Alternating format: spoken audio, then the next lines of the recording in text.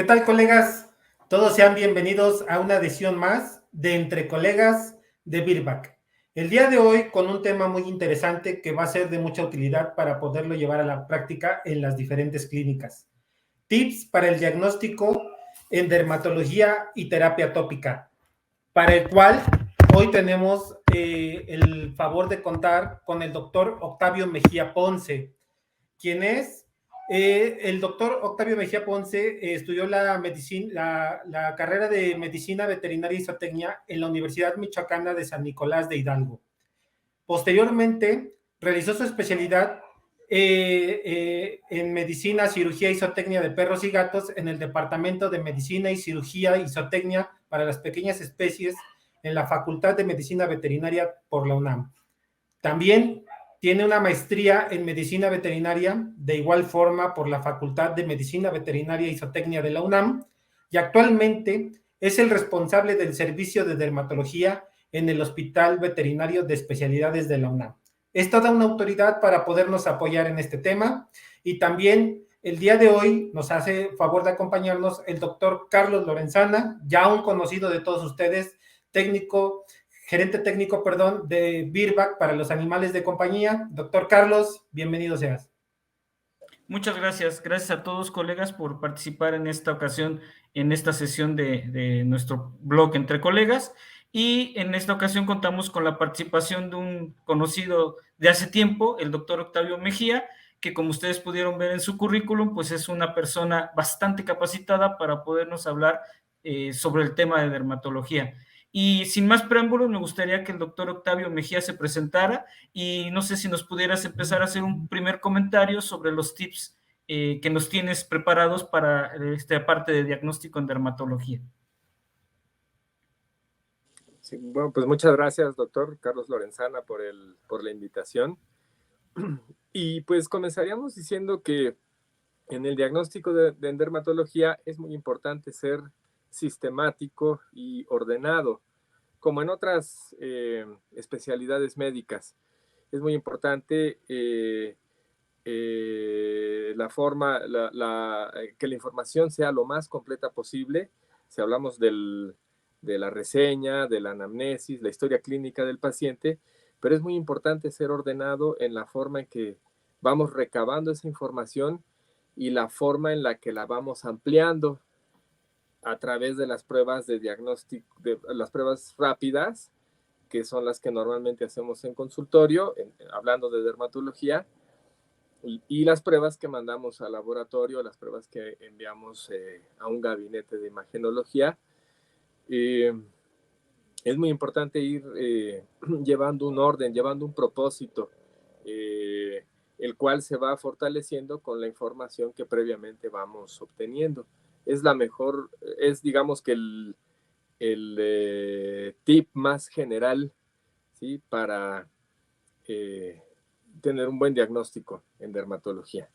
Y el diagnóstico pues es fundamental porque sin un diagnóstico certero no podemos dar un buen pronóstico, no podemos explicarnos muchas complicaciones que se presentan con bastante frecuencia y pues lo sabemos todos, es difícil dar un tratamiento específico en esas circunstancias, ¿no?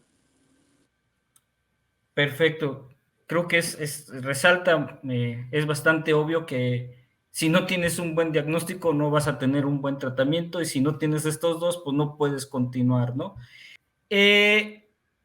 Como comentaste, es bien importante ser muy organizado, muy metódico para hacer el diagnóstico. Esa es la base. Y si no tienes un buen diagnóstico, pues no vas a poder tener un buen tratamiento y por ende, pues no vas a poder dar lo que sigue, ¿no? Un pronóstico, etcétera. Y doctor, de las pruebas que mencionaste, pruebas express o pruebas rápidas que podemos hacer en el consultorio, ¿cuáles son y por qué consideras que son tan importantes que todo médico que tiene un caso de dermatología las implemente? Bueno, son parte del examen dermatológico en sí.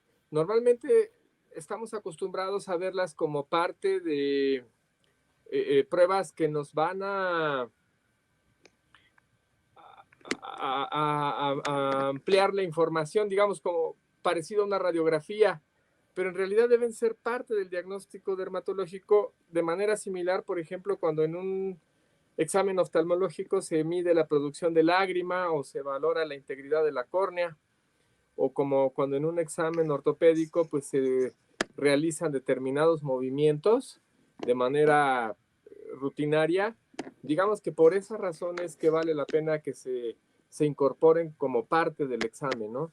Dada su facilidad y que en realidad pues exigen equipo que ya al día de hoy se considera básico en todo consultorio veterinario, pues entonces no requieren un grado muy elevado, ¿no? de preparación, vamos a decirlo de esa forma, y creo que por eso es que son pruebas muy, muy importantes. Creo que sí vale la pena que todos los médicos veterinarios estemos relacionados con lo que es realizar el raspado, la tricografía, la citología, los cepillados, el examen con lámpara de Wood. Entiendo que sobre la marcha pueden surgir dificultades en la interpretación de ciertos hallazgos. Ahí es donde pues probablemente los médicos que ya nos hemos ido dedicando un poco más al área podemos apoyar, pero en términos generales es información que da muchos elementos para poder tratar al paciente, ¿no? Y para poder continuar con el diagnóstico.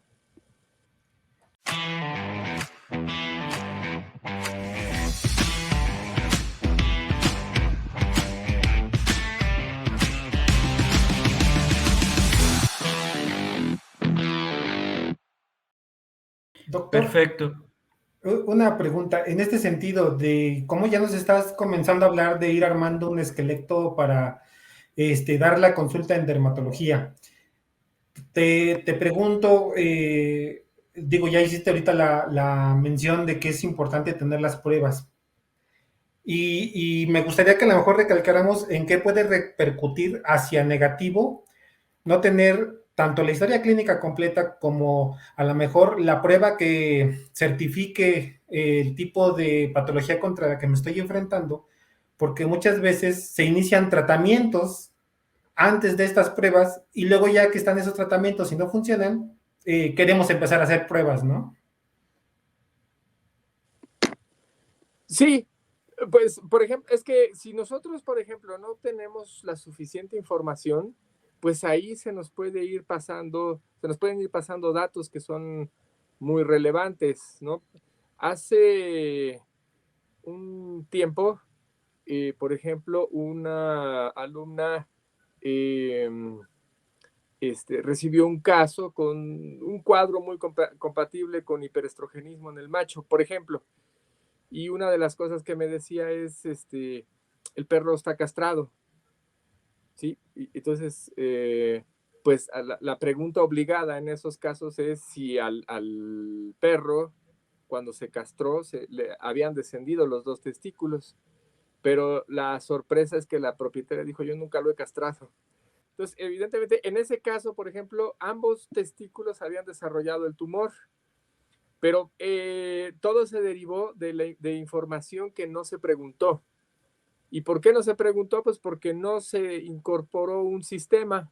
Es así de simple, es decir, cuando de rutina, aunque parezca innecesario, lo pregunto, entonces, en automático es una información que ya tengo. ¿Sí me explico? No es así como de cuestión de, pues si hace falta lo pregunto, no, sino el sistema dice, hay que preguntarlo.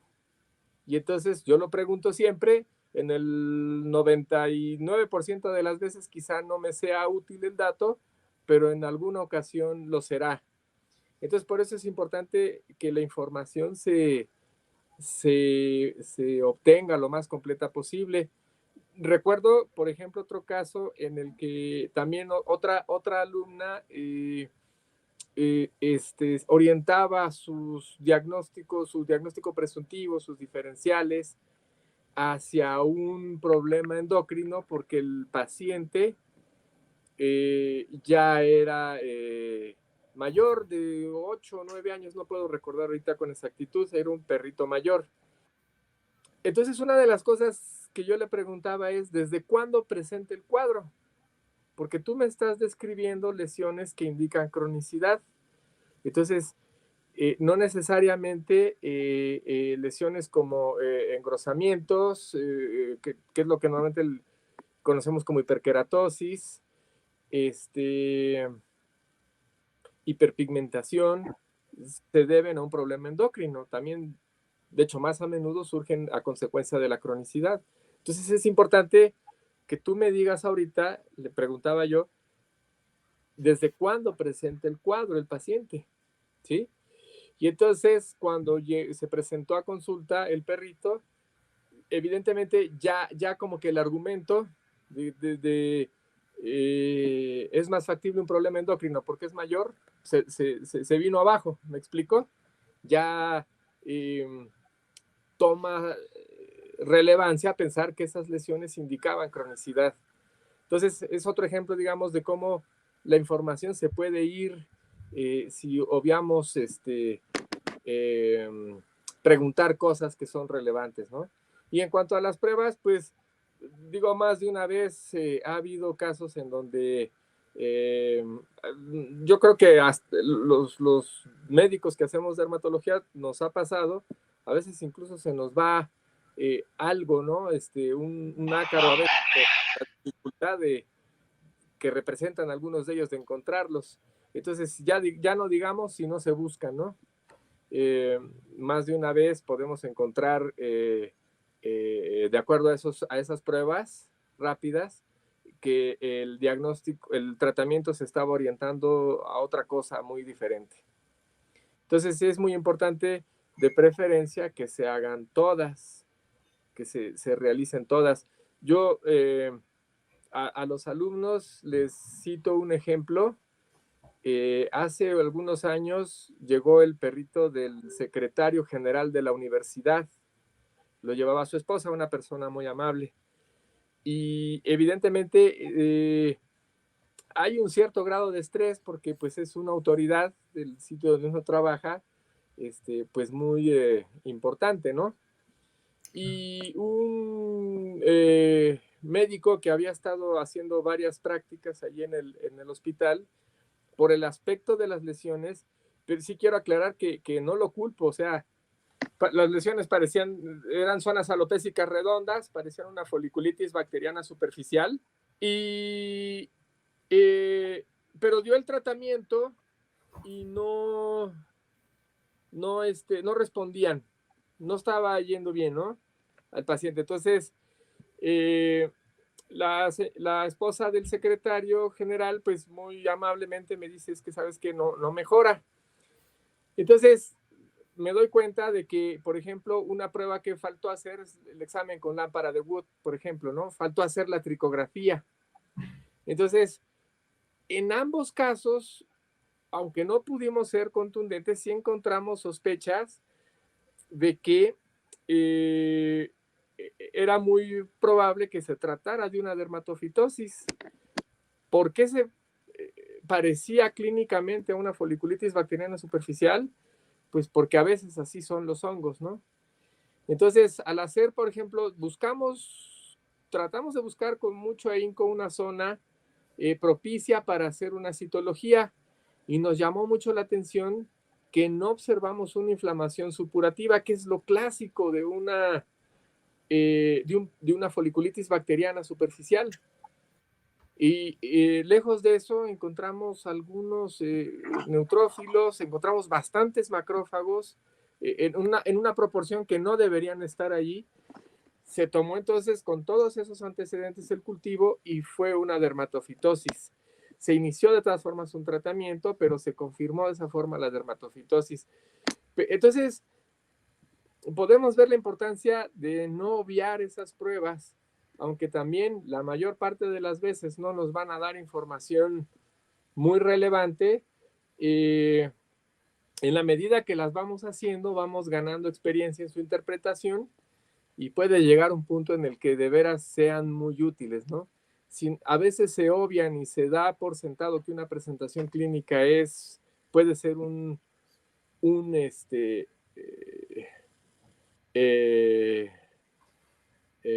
enfermedad en particular, un padecimiento en particular, pues se corre el riesgo de equivocarse. A mí me pasó alguna vez con un gato con hongos y pues desafortunadamente toda la familia se contagió. Y es una tendencia muy frecuente que tenemos a obviar estas pruebas. Por eso enfatizaba hace rato que son parte del examen dermatológico, así como en oftalmo se mide la producción de lágrimas, se tiñe la córnea, etcétera, ¿no?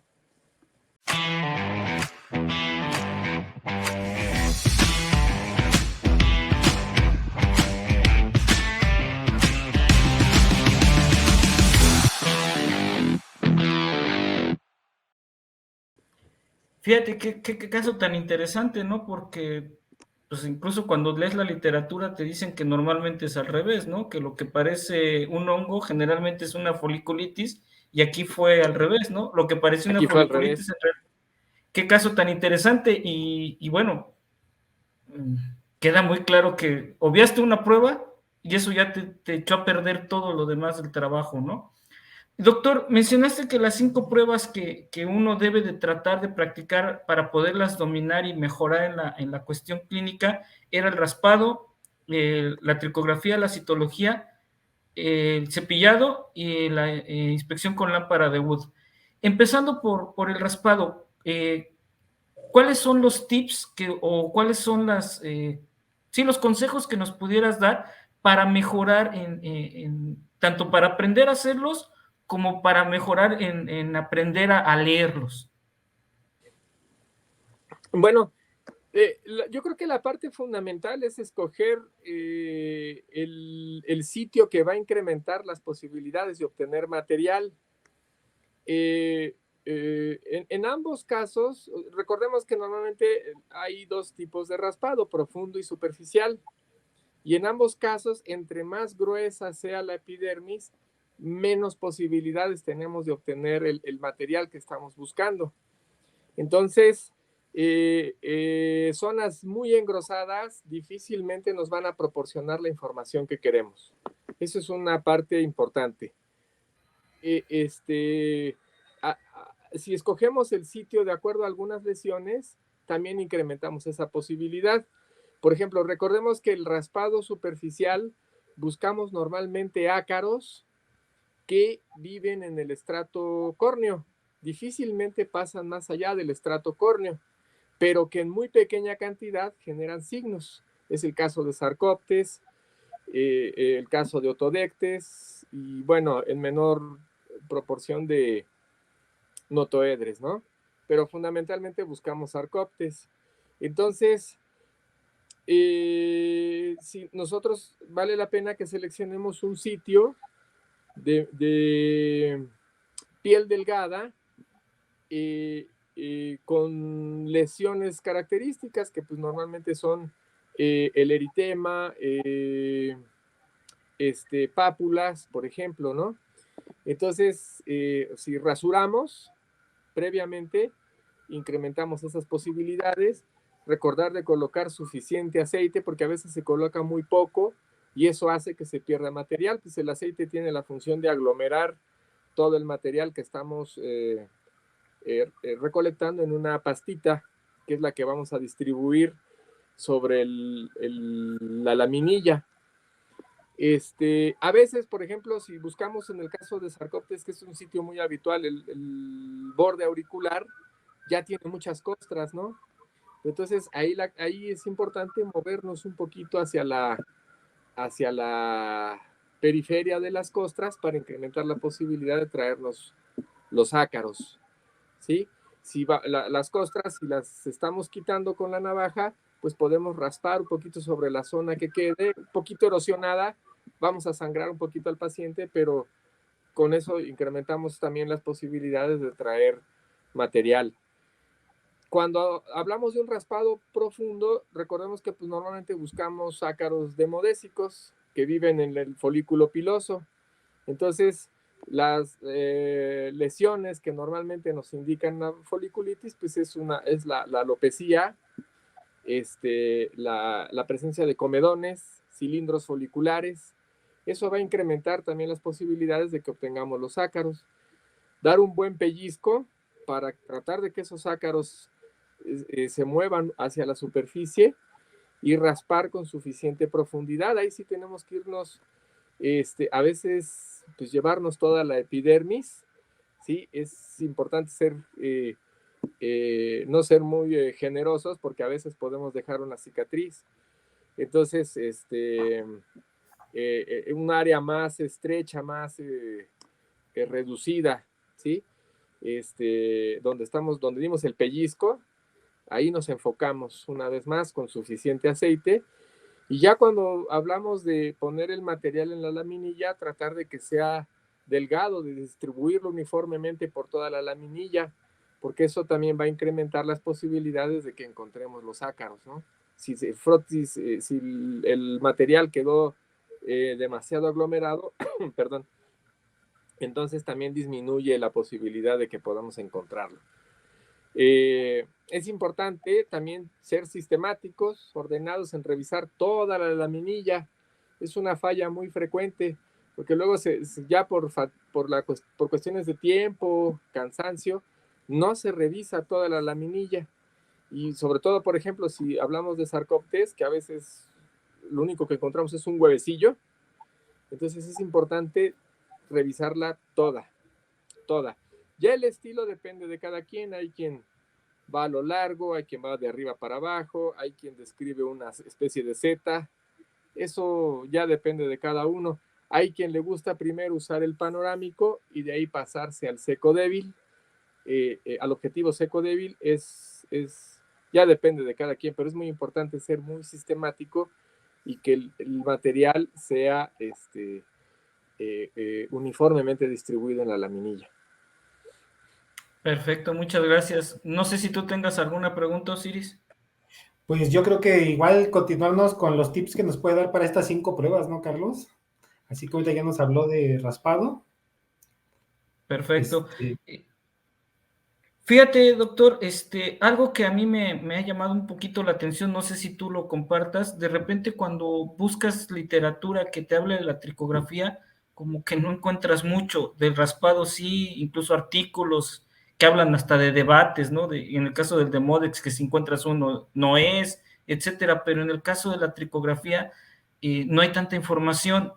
Yo más bien los tips que he escuchado, los he escuchado en pláticas. En tu experiencia, ¿qué tips nos puedes dar para la tricografía? Bueno, es importante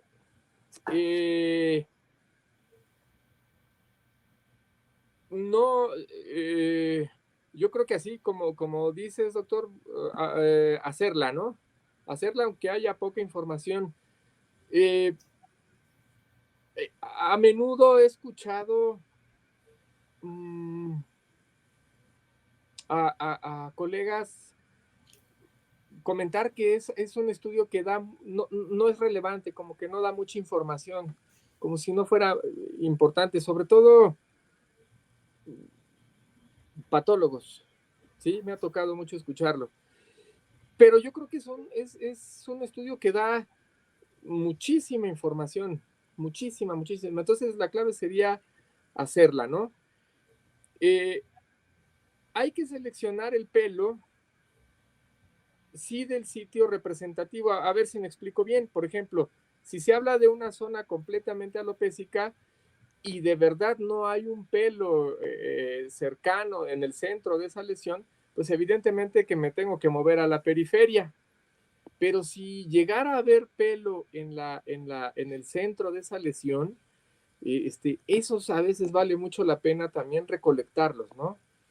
Es cierto, muchos en algunos textos sugieren tomar pelo de zonas sanas como una referencia. Eso estoy de acuerdo, vale la pena.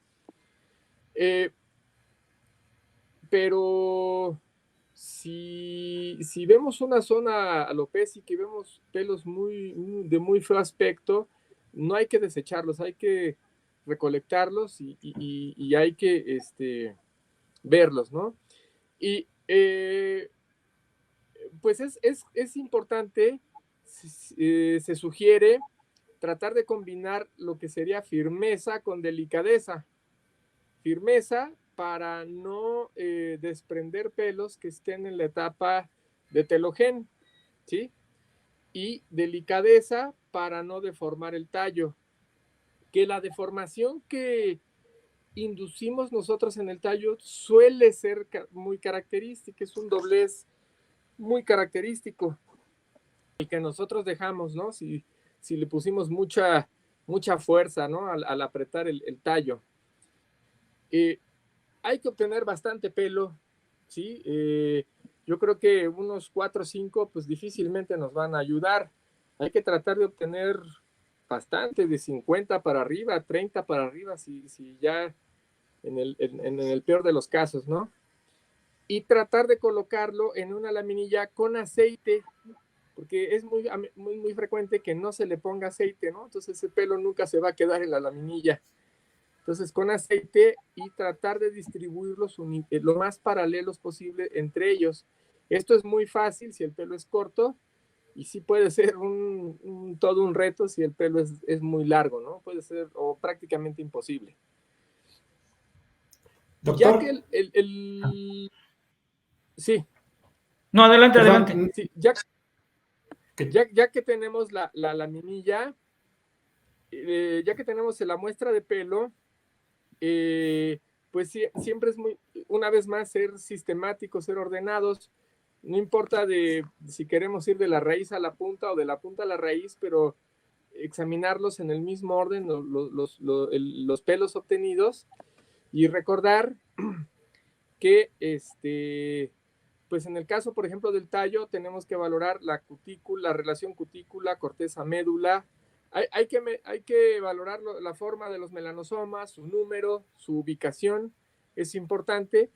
Y, por ejemplo, en el caso de la raíz, pues también valorar su forma, ¿no? Si hay, por ejemplo, parásitos, ¿no? ¿Qué forma tiene, etcétera, ¿no? Pero sí es muy importante considerar que difícilmente vamos a obtener una correlación fiel, no es tan fácil eso, entre la forma de la raíz y el estadio del ciclo folicular. Recordemos que el folículo piloso se queda ahí en la piel, es donde se formó el pelo. Tiene, bueno, ahorita reconocidos cuatro etapas, ¿no? Que sería anagen, catagen, telogen y exogen. Normalmente, plenamente relacionadas con la formación de esa raíz, pues serían las 3 primeras, ¿sí?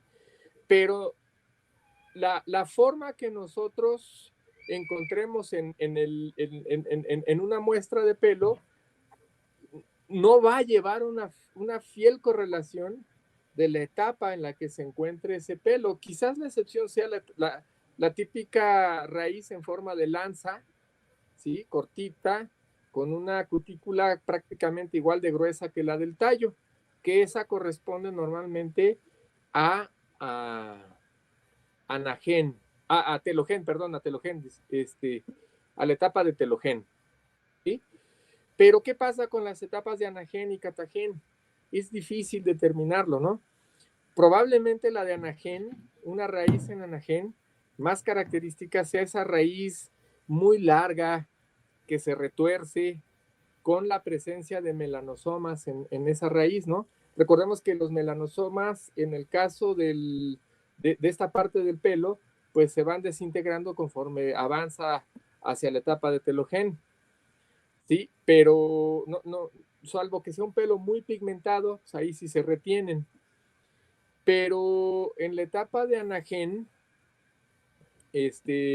pues suelen ser muy característicos, ¿no? Entonces, a veces es válido decir, bueno, pues este pelo que es demasiado característico podría ser pelo en anagen, podría ser pelo en crecimiento, ¿sí? Este pelo que tiene la forma típica de lanza es pelo en telogen.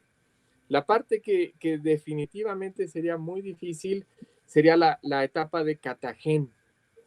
yo sé que en el texto clásico de dermatología, que es el Kirk Miller, pues viene una foto de un pelo en catageno con una forma intermedia entre la que considera en anagen y la que considera en telogen. Pero es importante que consideremos que la fase de catagen es una fase muy corta y muy compleja, muy compleja. Y no ubico, o sea, hay muy pocos trabajos en el caso de perros y gatos que la describan a profundidad y en realidad son estudios que todavía, digamos, lo reconocen, no está completamente identificada esta fase, ¿no?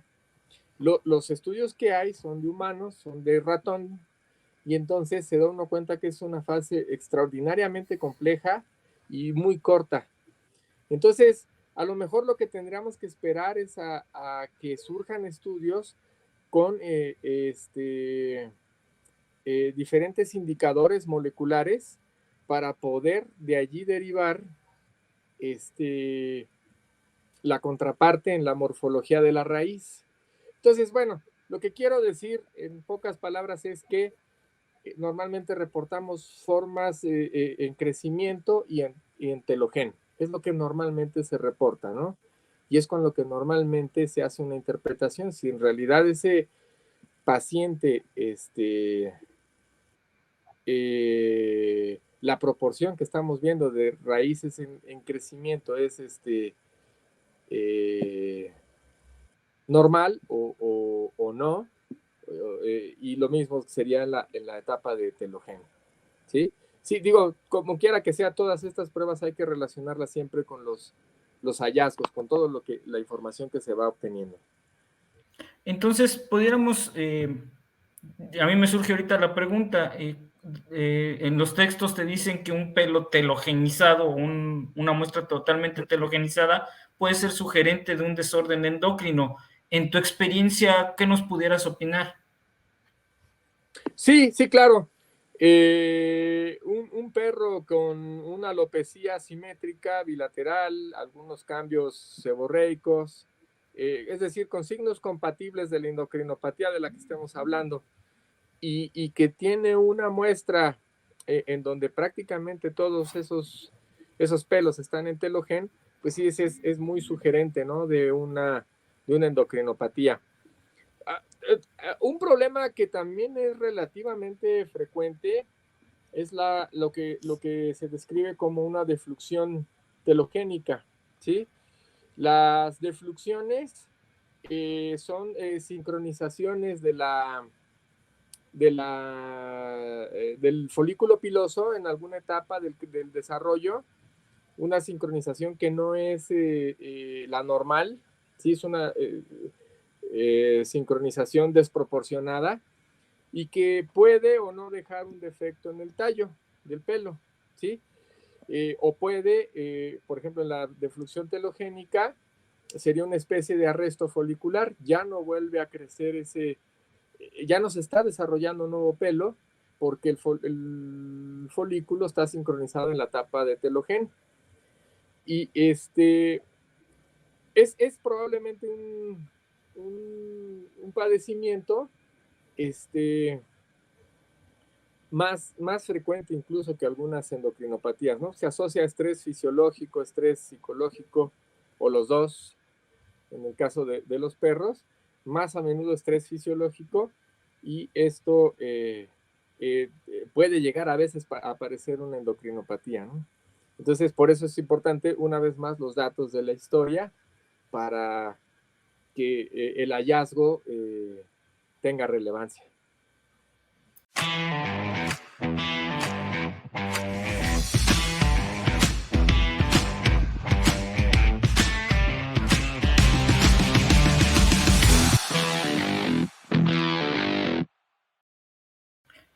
Fíjate qué interesante, ¿no?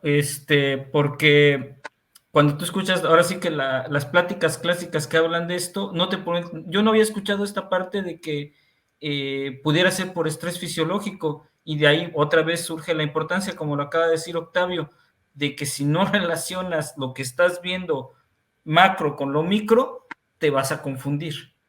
¿Sí, Osiris? Solo una duda, nada más para que pueda quedar bien el tip para los colegas. Para poder hacer el desprendimiento de pelo cumpliendo los factores que indica el doctor Octavio de firmeza y delicadeza, ¿recomiendas que sea con los dedos o con una pinza quizá de hemostasis? ¿O cómo podría ser lo ideal? Pues sí, es una, digamos que hay cierta polémica en ese sentido, ¿no? Hay quien, por ejemplo, inclusive con mucha imaginación, con tubitos de venoclisis o mariposas, le fabrica unos manguitos a las pinzas para ser gentil. Pero yo he visto que ya sea dedos, pinzas solas o con los tubitos, o con gomitas, tiene que seguir cuidándose esos dos aspectos. Y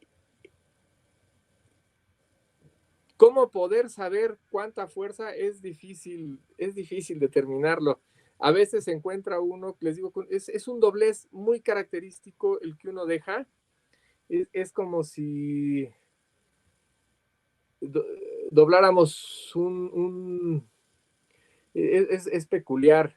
No se ve bien el doblez así completo, es como si fueran dobleces incompletos, pero tiende a arquearse el tallo del pelo. Ese es normalmente el defecto que uno deja. A veces, por ejemplo, si se usaron pinzas, sí se rompe. Y a veces, por peculiar que parezca, pareciera mentira, pero es cierto, quedan a veces las marquitas y se pueden distinguir las marquitas de la pinza. Entonces, yo diría que conforme va uno haciéndolo, va uno viendo, si cada vez se encuentra uno menos pelo de esto y la muestra fue abundante, quiere decir que lo va uno haciendo cada vez mejor. Va uno perfeccionando la técnica. Sí.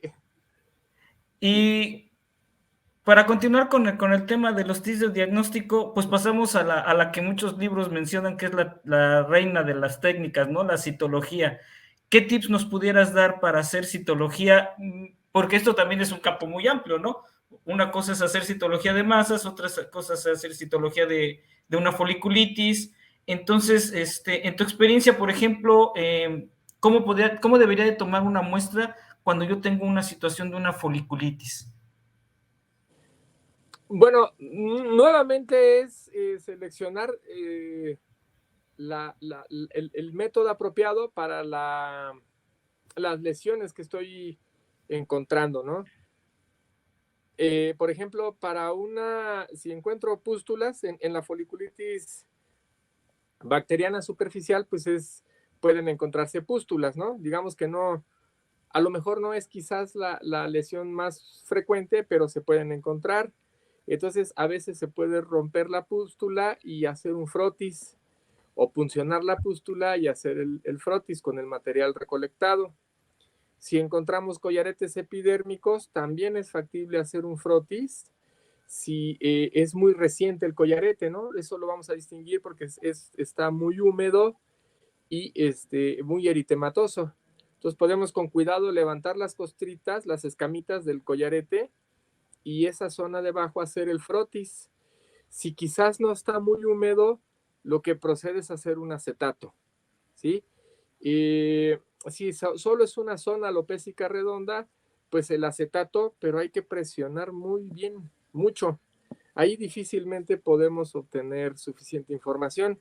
Igual cuando es una pápula, probablemente no obtengamos suficientes células, pero el acetato es una técnica que puede ayudar. Hay personas que se acomodan a veces realizar un raspado, pero un raspado para citología.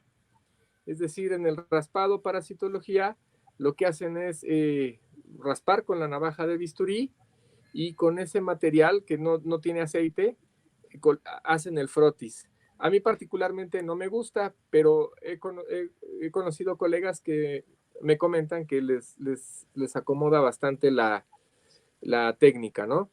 Y recordar el hisopo para sitios de difícil acceso, que básicamente pues, son trayectos fistulosos, pérdidas de continuidad y obviamente el oído, ¿no? Que nos da nos da mucha información. Otra cosa que nos puede ayudar mucho, una vez más, es confeccionar el frotis sin ejercer demasiada presión, porque a veces las células, los leucocitos, por ejemplo, son muy sensibles. Un neutrófilo probablemente no ha experimentado una cariolisis, pero nosotros la indujimos al hacer un frotis con demasiada fuerza. O un macrófago lo podemos aplastar y confundirlo con un fibroblasto, ¿no? Si digo, es algo que le puede pasar hasta a un patólogo como pues ya en alguna ocasión me pasó y uno está con la aparente seguridad de que sí se trata de un tipo X de célula y lo que pasó es que el macrófago se deformó Sí. a consecuencia de haber hecho mal el frotis. Entonces hay que ser muy cuidadosos con el frotis, que quede delgado y pues ya de ahí en fuera es hacer la tinción. Yo, el tema de la citología, en mi experiencia, esa ha sido mi experiencia, ha sido fruto de muchos roces con los patólogos clínicos, quienes me han expresado sentir invadido su área de expertise. Pero en realidad, los clínicos a veces tenemos que tomar decisiones muy rápidas de tratamiento y de otras pruebas de diagnóstico. Entonces yo creo que ese es un área que los clínicos tenemos que buscar siempre conocer lo mejor posible, porque eso nos va a permitir tomar decisiones rápidas y no esperarse hasta que el resultado del laboratorio nos llegue, ¿no? Entonces, diría que el mismo, la misma recomendación para el raspado, la tricografía, hay que estarla haciendo y hay que estar sobre el tema, ¿no? La citología ha sido un tema muy abordado. Existe incluso un libro completo, ¿no? De citología en dermatología. Y a lo mejor, digo, para el caso particular de los tumores, pues tenemos que apoyarnos en el patólogo para que confirme la impresión que tengamos nosotros.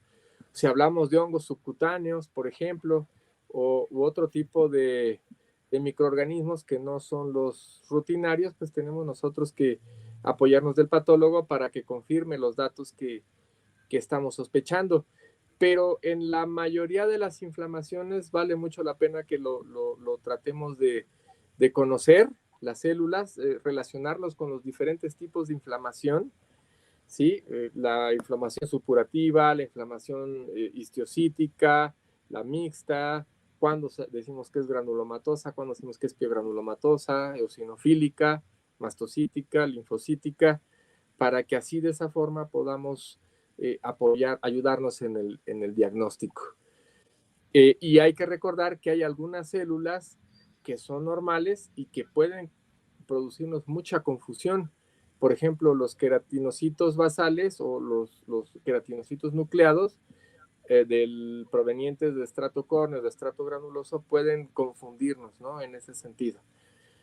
Entonces, diría yo que es de cuidar mucho qué técnica vamos a usar para la lesión, qué tipo de frotis vamos a usar, perdón, para la lesión que estamos encontrando y ser cuidadosos con la tinción.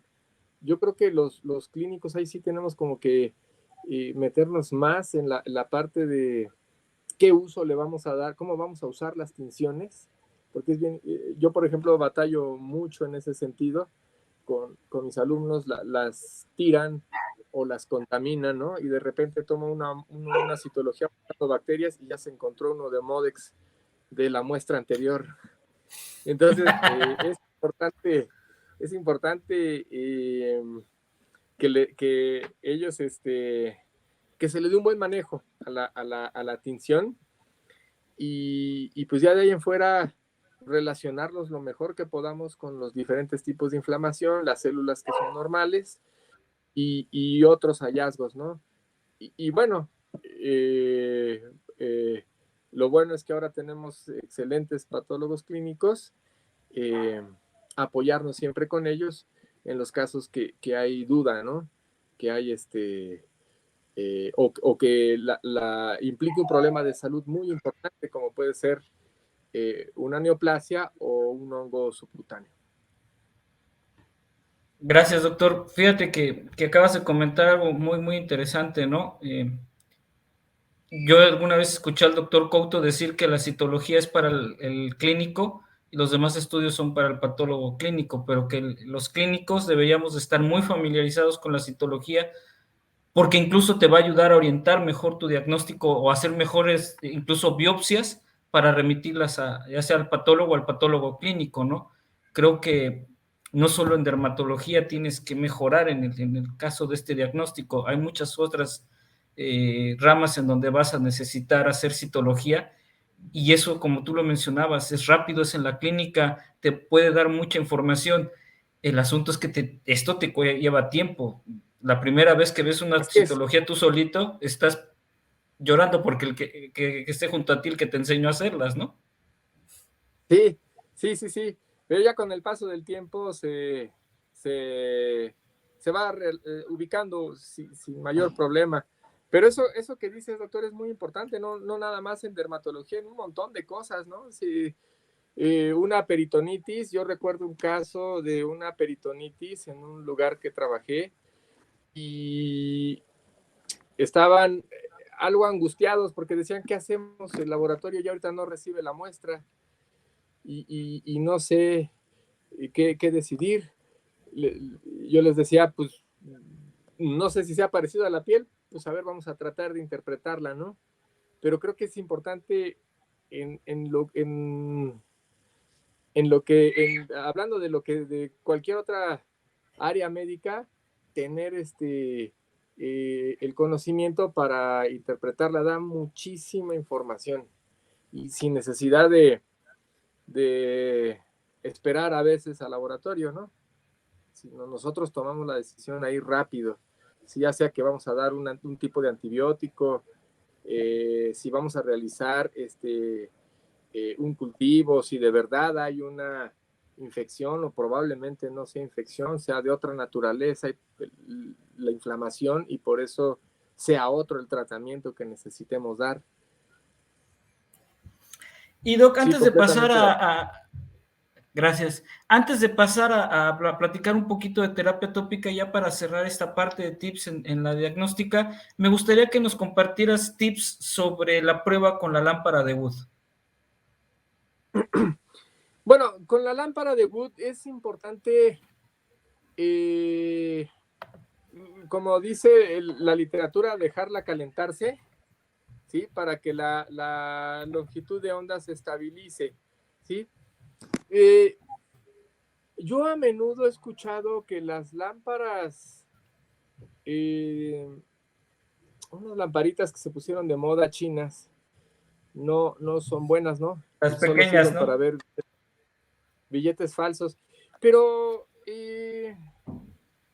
me ha tocado ver que en algunos lugares de Europa, en Estados Unidos, las usan sin problema. Aparentemente son lámparas que pueden ser útiles.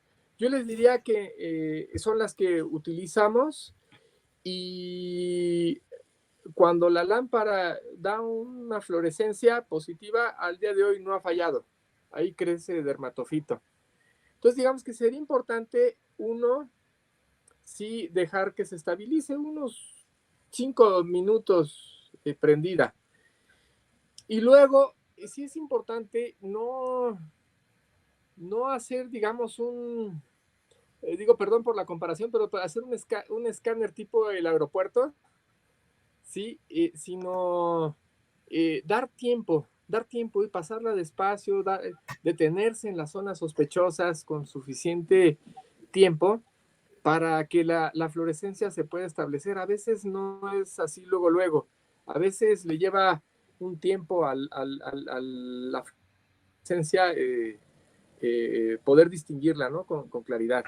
Entonces, hacerlo despacio, detener el tiempo suficiente la lámpara, ¿sí? A cierta distancia, no digamos, no pegadita, pero tampoco muy retirada, unos 5 o 10 centímetros de la superficie. Y sí buscar los sitios que son sospechosos, ¿no? Obviamente vamos a incrementar con eso la posibilidad de detectarla. Hay que recordar que las escamas siempre van a florecer, ¿sí? Siempre van a florecer. A veces, si nos queda duda, podemos desprender el pelo y acercarlo, ¿sí? Se puede ver también la fluorescencia. Obviamente, la habitación tiene que tener cierto grado de oscuridad. Entiendo que a lo mejor no es posible tenerla completamente oscuras, pero sí cierto grado de oscuridad para poder distinguir la fluorescencia mejor. Yo diría que los 2 tips más importantes son darle tiempo a la fluorescencia y tomar en cuenta que las escamas siempre van a florecer, ¿no? Si encontramos escamas, haya o no haya hongos, van a florecer. La fluorescencia es en el tallo del pelo. Eso es un tip muy importante, ¿no? Yo en la poca práctica que tengo, algunos gatos que me han llegado positivos a hongos, en realidad cuando yo los he revisado, lo que he visto es la fluorescencia de las escamas, no del tallo, ¿no? Y este tip que acabas de mencionar de que hay que darle tiempo, de que hay que pasarla lento, de que no es un escaneo buscando metales en el cuerpo del gato, es algo que la primera vez que escucho y se me hace muy, muy valioso. No sé si tú tengas alguna pregunta, Osiris. No, creo que aquí uno de los tips muy importantes sí que consideré, porque he visto muchos médicos trabajando con las lámparas, es que realmente la conectan, la encienden y empiezan a trabajar, ¿no? Entonces, esa parte de darle el tiempo a que alcance la luminosidad que necesita es muy importante. Y bueno, cambiando un poco hacia la parte del cierre del tema, doctor, la terapia tópica. En este sentido, tú, en tu experiencia, digo, porque tú tienes todas ahora sí que las tablas para podernos platicar de esto, ¿cómo consideras que es mejor van las terapias tópicas? Poderlas manejar, digamos, de manera directa, que en el sentido de que solo sea la terapia tópica, poderla combinar con lo sistémico. Y esto también lo pregunto porque hay muchos pacientes que ya llegan con muchas... Ejemplo, pensemos por ejemplo un paciente con adenitis sebácea, pues normalmente requieren un tratamiento sistémico y un tratamiento tópico, perdón, se abrió. Y un tratamiento tópico, ¿no? Un tratamiento antiseborreico, ¿sí? Entonces, normalmente son complementarios. Rara vez vamos a verlos separados, por decirlo de alguna forma. Quizá la excepción en estos días, de unos años para acá, pues es el uso de antibióticos, ¿sí? Que sí nos sugieren para... En los casos de un pioderma superficial, recordemos que pues tenemos básicamente 2, lo que sería el limpétigo y la foliculitis bacteriana superficial. Sobre todo esta última, si no es un cuadro muy agresivo, la sugerencia es no dar antibióticos, ¿sí? Sino tratarlo únicamente en forma tópica, con antisépticos, ¿sí? Y ya si el caso amerita el uso de antibióticos, entonces pues ya administrarlos con el respaldo de un antibiograma, ¿sí? Entonces, sería de las pocas excepciones. Habitualmente el tratamiento es complementario. Por ejemplo, pensemos en una dermatitis piotraumática, que habitualmente es una lesión molesta para el paciente, incluso dolorosa, y que pues fundamentalmente sale adelante con lavados. No tiene que ser necesariamente un champú antiséptico, ¿sí?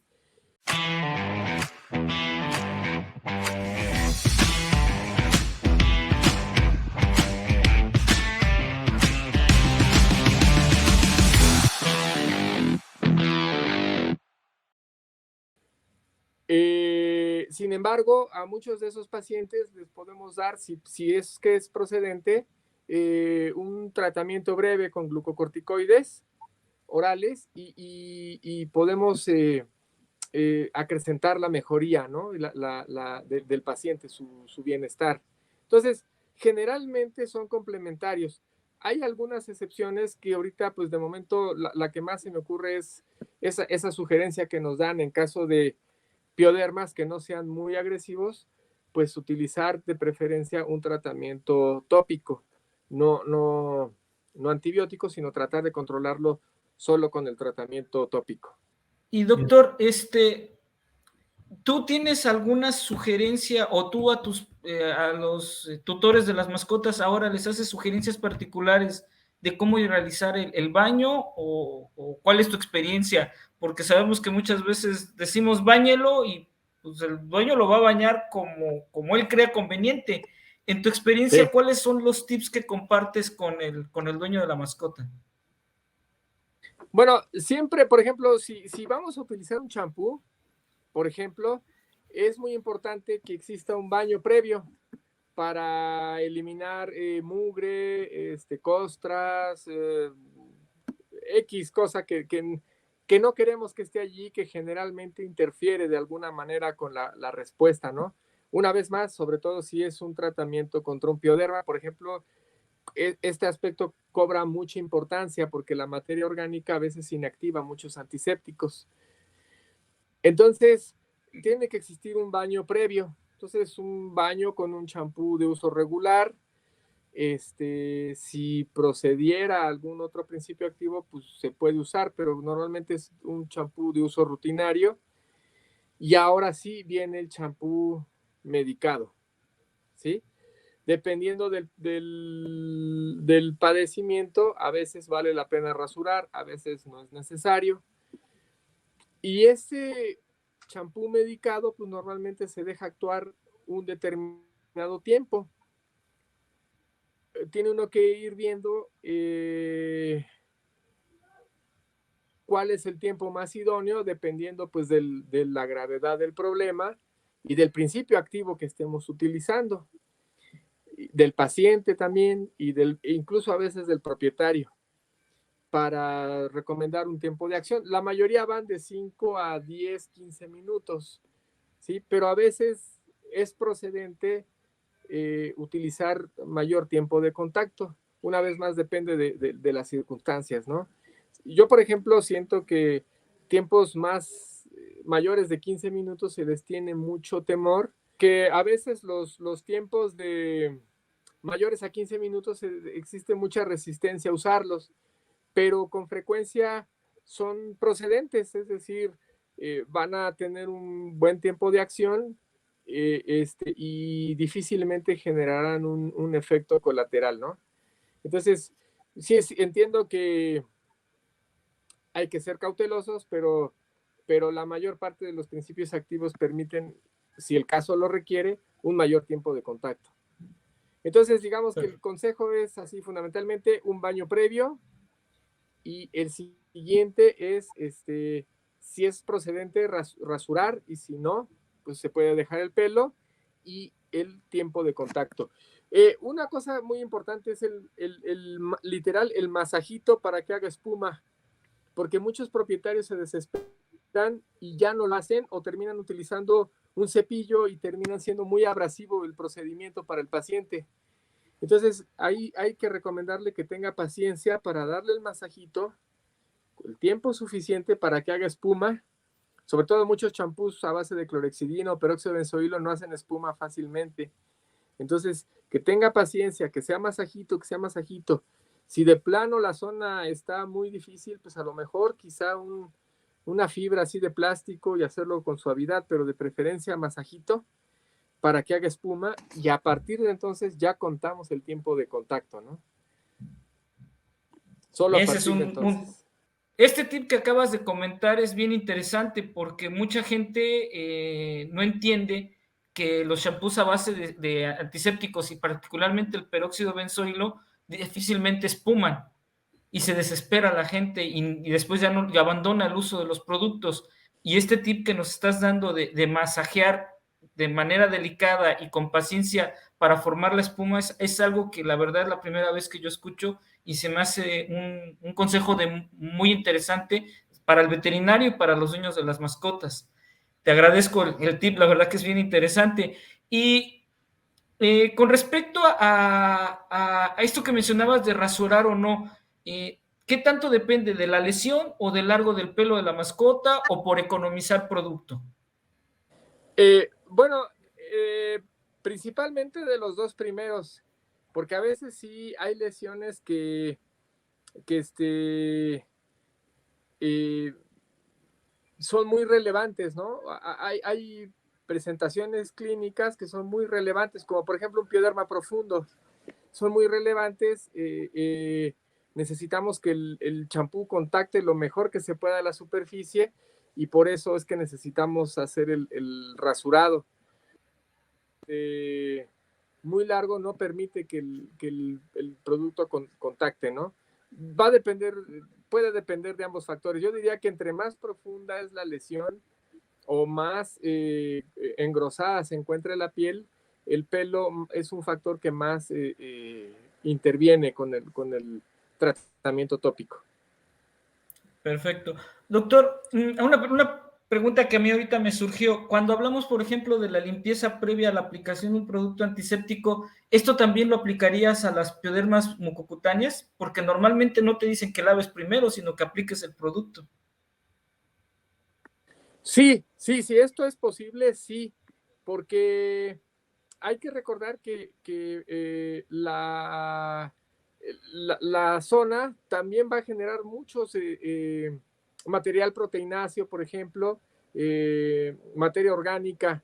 Entonces sí vale la pena tratar de tener una limpieza previa. Es el Perfecto. sitio por Osiris. excelencia donde... Adelante, doctor, perdón. No, sí digo que es la zona por excelencia donde se forman biofilms. Entonces a veces la acción de lavar puede ayudar, al menos teóricamente, a debilitar la matriz del biofilm. Entonces vale la pena tener el lavado previo, aun cuando sea mucocutáneo. Perfecto. Osiris, no sé si tú tengas alguna pregunta. Sí, nada más una para ir concluyendo.